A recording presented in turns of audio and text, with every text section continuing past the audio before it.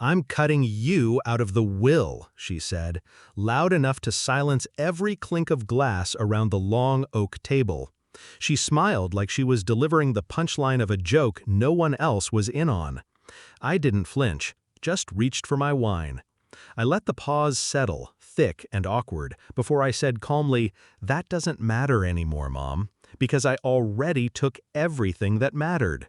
She blinked, laughed nervously. Then I watched the blood drain from her face. People always assumed my mother was the victim in our family story. Graceful, composed, always hosting charity luncheons and whispering prayers into her designer rosary beads. But behind closed doors, her cruelty was clinical. She smiled when she hurt you, the kind of smile you remember long after the bruise fades. I used to love her, I really did. When I was 8, I tried to braid her hair. She slapped my hand away and told me to earn affection, not expect it. I kept trying anyway. I spent my childhood chasing her approval like it was the last train out of hell. By 30, I thought I had finally done it. I'd built my own business, made partner at the firm, bought her that beach house in Carmel she used to sigh about when she thought no one was listening. Then I met Daniel. He was warm, disarming, the kind of man who made you feel safe in a way that made you forget to double-check the locks. When I brought him home, she called him a keeper. That should have been my first red flag. She never liked anyone. But they liked each other. Too much. I didn't see it at first. Love makes you blind. Loyalty makes you stupid. The shift was subtle. Daniel started staying late after visiting her for advice. She started hinting that he understood her in ways no one else did. Then I found the necklace.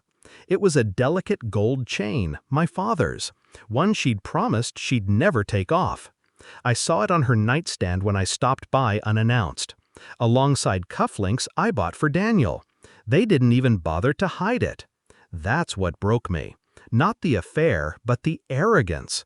Like they believed I was too naive, too desperate, too weak to do anything about it.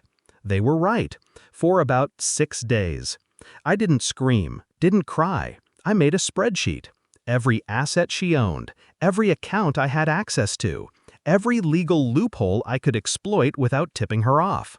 First, the trust fund. She never understood the paperwork. I managed it all. Quietly transferred ownership of her real estate portfolio into an LLC under my name, legally airtight. She'd need a forensic accountant and 2 years to unravel it. And even then, the damage was irreversible. Next, Daniel. I knew his weakness wasn't love. It was reputation. He thrived on perception. So I planted doubts. Anonymous tips to his board about financial misconduct. A few confidential reports sent to the media. Nothing traceable. Just enough to make his investors sweat. By the time he realized what was happening, his company was bleeding, and he couldn't figure out where the knife was. The final move? Her legacy. I reached out to every major charity board she sat on and submitted proof, photos, emails, recordings of her relationship with my husband. I let them see her for what she was. They stripped her name from buildings, plaques, and newsletters like peeling off dead skin. Now, here we were, her birthday dinner. Every seat filled with people who used to worship her. Now they stared, unsure whether to look at her or me. She sat at the head of the table, still holding the cake knife, trembling. "You've always been jealous of me," she spat, her voice cracking like a splintered mirror. I leaned forward. "No, I was loyal to you, until you taught me better." Daniel was nowhere to be seen. He'd moved out weeks ago, once the lawsuits started piling up. His calls still came, pathetic and pleading, but I stopped answering after the 3rd voicemail. I watched her eyes flicker, calculating, reaching for some final card to play. But she had nothing left. No money, no allies, no illusion of control. Just a room full of strangers, and a daughter who learned revenge, not from movies or books, but from her. After dessert, I stood. I hope you enjoyed your cake, I said quietly. It's the last thing you'll be served by someone who cared. Then I walked out. She didn't call my name, didn't beg, just sat there, holding the knife, surrounded by everything she built, and everything she lost. Justice didn't come in the form of handcuffs or headlines.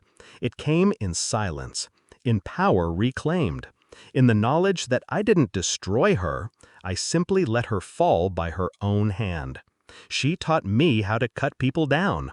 I just learned how to aim higher. And now I sleep.